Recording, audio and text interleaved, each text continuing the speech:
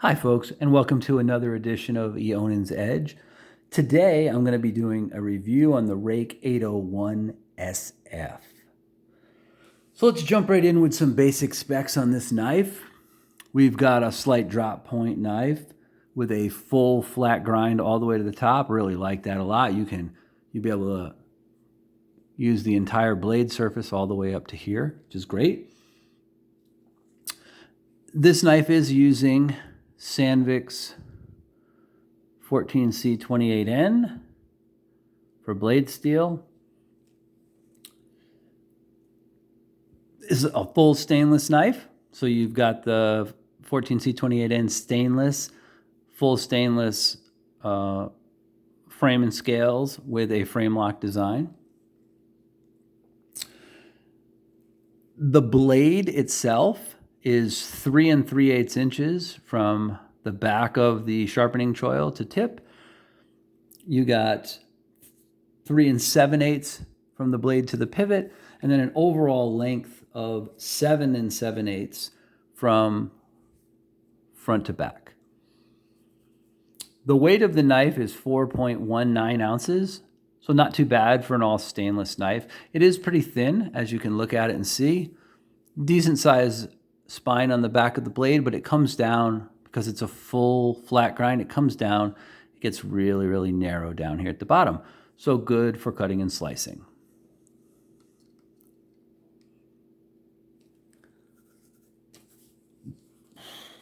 So what I like about the knife, I like the full stainless design.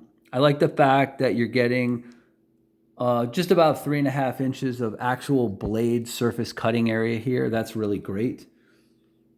There is some nice jimping on the back of the spine here. So when you're in your most common grip, is a good place to put your thumb, and it's done really nice. It's not too aggressive. It's got a good feel to it. It's not too sharp. So I really like that a lot too. I like the accents on the knife. They did the blue anodizing on the thumb pivots, the blue anodizing around both of the main thumb studs, blue anodizing around both of the main pivots here on the knife. And then they didn't do the spacers in the back, even though they're finished, but they did give you a nice deep pocket carry anodized blue clip to go along with it. So it's got a good look to it. I like that a lot. I like the fact that it's a little understated, but has some nice accents to it. It's a good looking knife. The other thing I really enjoy about this knife, I like the fact that they went ahead and did this ceramic wash, or silver wash as it's sometimes called, on both the blade and the handles. It holds up really well. This knife has been used a good amount, and you really can't tell. It hides scratches and scuffs really, really well. You don't really see blade marks on this knife. So it's a good finish. I really think that that was well done. Construction-wise, fit and finish-wise, the finishing on the blade, and the nice blue accents.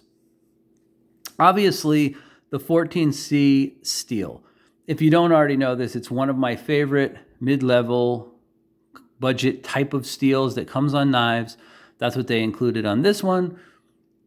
Again, it's a great steel on just about any budget or mid-level knife, and that's included on this one. So with this blade steel in this profile for the price, you're getting a knife that cuts and slices really, really well, especially with this full flat grind. So the cons are what I don't like, and there's only a couple of small things on this.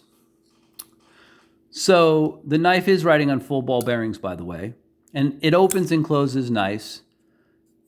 It's a manual open knife. It's not assisted. But one of my cons about the knife is the fact that the flipper tab is not really well accessible. It does take a little bit of weight, a little bit of pressure to get this flipper to actually engage. I think they left it flat on this side kind of as an extra little bit of a finger guard there. But what I would have liked to have seen maybe was a little bit of jimping here, maybe 2 or 3 little pieces of jimping, so that when you go to close this knife up and then you go to open it, you've got that kind of nice spot right there that you can catch your finger on, because you can kind of slip off this and you got to press kind of hard. So the other thing too is the detent ball release. It's almost, not quite, but almost, it releases right there. You can feel it. And that's kind of like right at the end of where it's safe to kind of flip this knife back without having that blade hit you in the hand. It does close really nice. It's a smooth knife because it's on bearings. But that detent release right there, it's kind of right on the edge of being a little bit too late on the release. So it's kind of a small thing, but it is something I noticed. It's not quite as intuitive feeling as some other knives. But again, when I tell you what the price of this knife is, you'll understand why I'm not being too critical of that. And then finally, even though they give you a deep pocket carry clip, once again, button head screws. Would have been nice to get some flat heads. And it's not just budget knives that do this. Some of the bigger brand knives do this as well. So, I just don't understand sometimes how they take away that space for you to actually have the extra space on that clip by putting button head screws on there. But again, nice knife, looks good, a little understated, but some nice little colored accents. This knife does come in a full black washed version, so you can get that too. It's still stainless, same steel, but full black wash on it.